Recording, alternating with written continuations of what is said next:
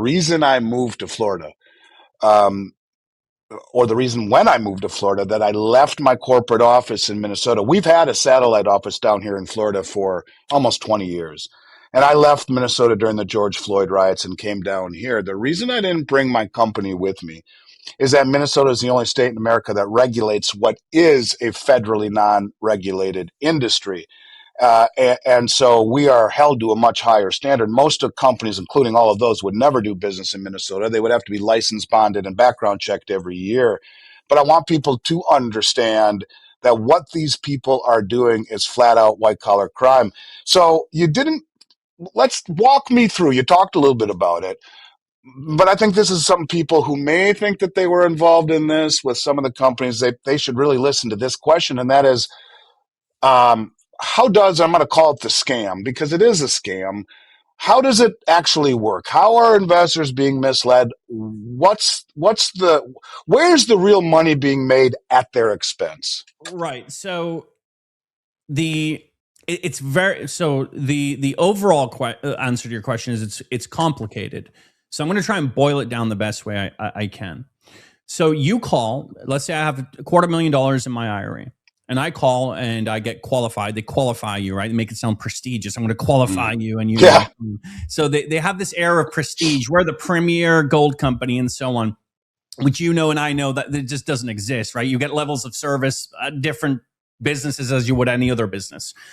And so they give this aura of prestige. They qualify you. So you'll call in and you'll talk to what's called a junior sales account executive, or a junior AE is what we call them, account executive.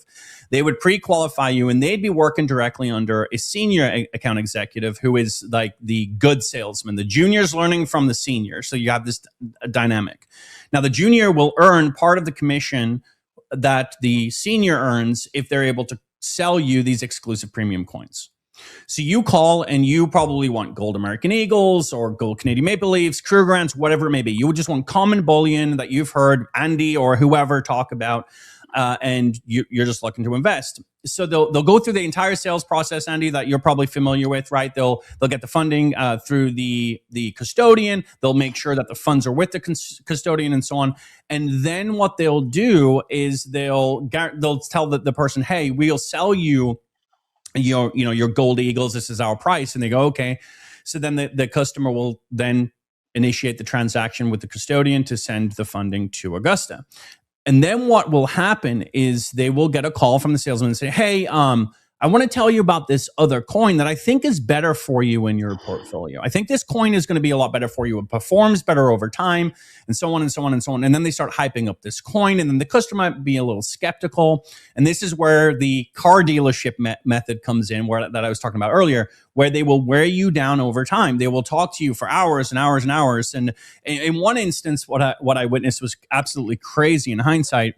A client was not on board at all. They did not want the coin. And what they would call these people, by the way, it was a derogatory term that they would use, is a bully head, bully. So if you weren't interested at all in the premium coin, they would call you a bully head. So if someone placed a trade and the person, the salesman called me, for example, and we were talking about a specific customer, if that customer would not buy these coins that they wanted to sell them, that they'd make all the commission off of, they would be like, oh yeah, he's a bully head, just sell him whatever and move on. So you'd call in and they'd wear you down over time. Now, you have to remember that at the time, Augusta were paying 0% commission on the American Eagles and Krugerrands and any bullion products, but selling, at one point, our commission was 15% on the exclusive premium coins. So if I'm a salesman, the only incentive I have to sell you anything is to sell you the exclusive premium coins. I have zero incentive to sell you the bullion.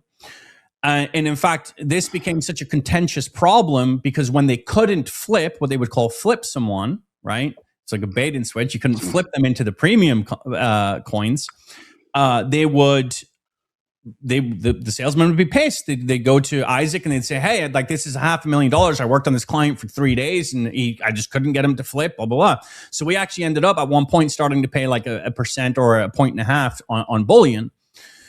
And so there was a direct incentive, but even still, I mean, you're talking 15% versus 1%, and that's without bonuses. There were commission structured bonuses. So if you had earned $5,000, so not sold $5,000 in product, but if you had earned $5,000 in commission, you get a small bonus like $250, and then 10,000 you'd get 500, 20,000 you'd get like a $5,000 bonus. It was crazy. Like the incentive structure was completely centered around these coins. So a lot of people, and I'm sure you've witnessed this, like with that gentleman that you were talking about earlier, they when I'm talking to them, they say, I'm so embarrassed. I'm embarrassed. And I've seen many highly intelligent people, like people with PhDs that were swindled. And a lot of this is because it's a big con game. It is a massive con game. I mean, these guys are the best at what they do. They could sell you your shoes. They could take your shoes off your feet and sell them to you, and then make you thank them for the privilege of doing it. I mean, they're really good. I mean, that's just what it comes down to. And so I hear a lot of people when I talk about this, well, how dumb do you have to be and so on? It's not that. It's so much more than that. These people build trust and then they exploit the trust. And then there's the influencer side of it that comes into this too, where you have a large portion of the conservative influencers out there who are also building trust with their viewers and then exploiting that trust by advertising for companies that do this as well. So you have this massive dynamic, right? Like this does not exist in a vacuum. These things are all intentionally set up to build trust and then exploit that trust when the time comes to execute the transaction. So like I said, it's very complicated, but in a nutshell, that's overall how it works. And I would just like to touch on one thing that you mentioned earlier about the mints, because you brought up the mints, and this is a very good point. So in I believe it was 2020, I sent a letter to the Royal Canadian Mint, and I sent a list of all the coins at that time that were being used in this exploitative way. And I got crickets, and they are still continuing to enter into these contracts to this day, because the Royal Canadian Mint, while it is a state mint, they are also allowed to execute private contracts as long as they're fulfilling their fiduciary duties to the government.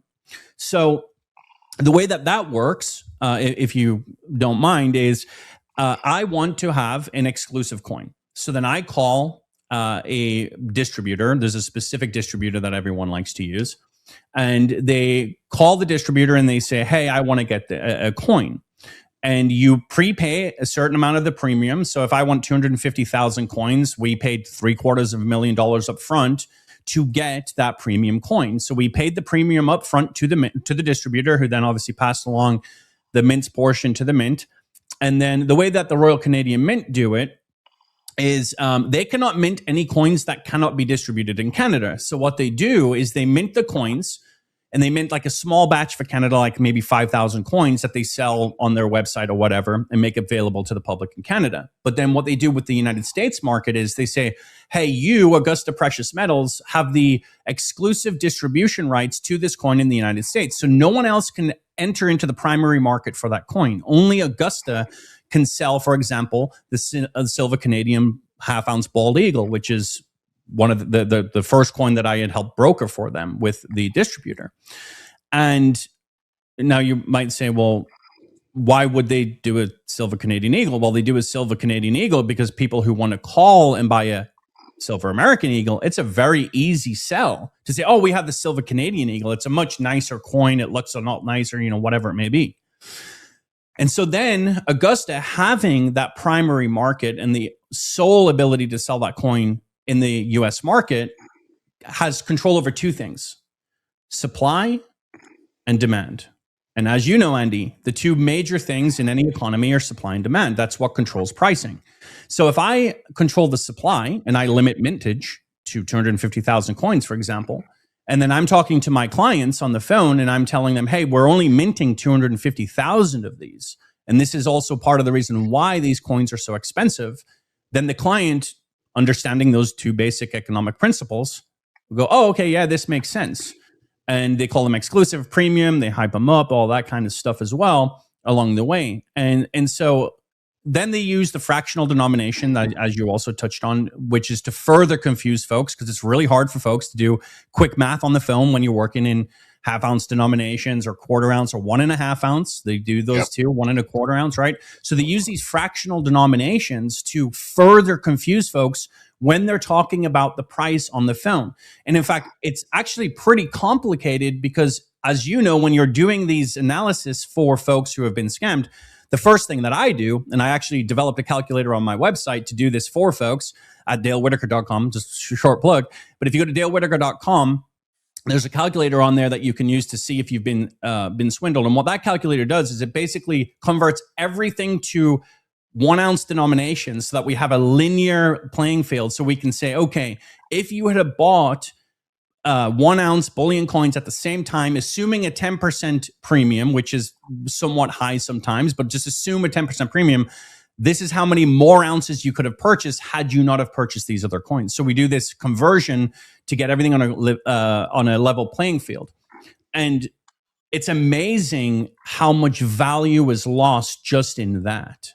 And, folks, like you said, the folks don't realize it, and part of that is because these guys will tell them, you need to hold on to these assets for 5 to 10 years in order for you to see a result. It was like, well, no crap. Of course you have to, because you guys took 50% of my value off the top.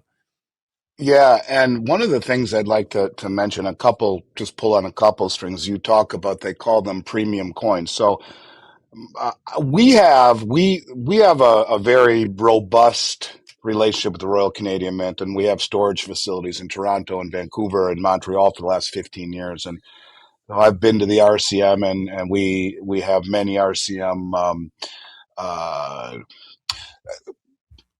business associates that we call almost borderline friends. And along the way, we built a 2 ounce coin on the Canadian Rocky Mountains, right? We designed it. Same thing that you're talking about.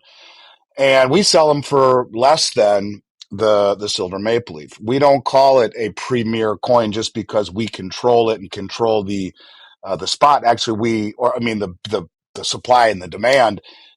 We want people to have a better deal on it, and so we are able to sell it for less than the regular maple leaf, because one of the things that's important for people to understand is that demand really on any of these oddball coins. And one of the things the Royal Canadian Mint will not let you do is to do something that is what you can't make your own silver maple leaf with a different design on it. It has to be something completely different. The point of it is that when these people call us and say, yeah, I got these half-ounce Canadian bald eagles, what's it worth?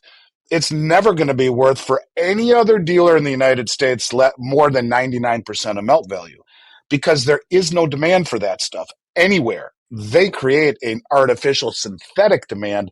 So if I were to buy $1 million worth of those from someone who was defrauded, help them get out of it, they would sit on my shelf collecting dust. No one's going to buy them. And so it's the cost of carry. So we just melt them down and do whatever with them.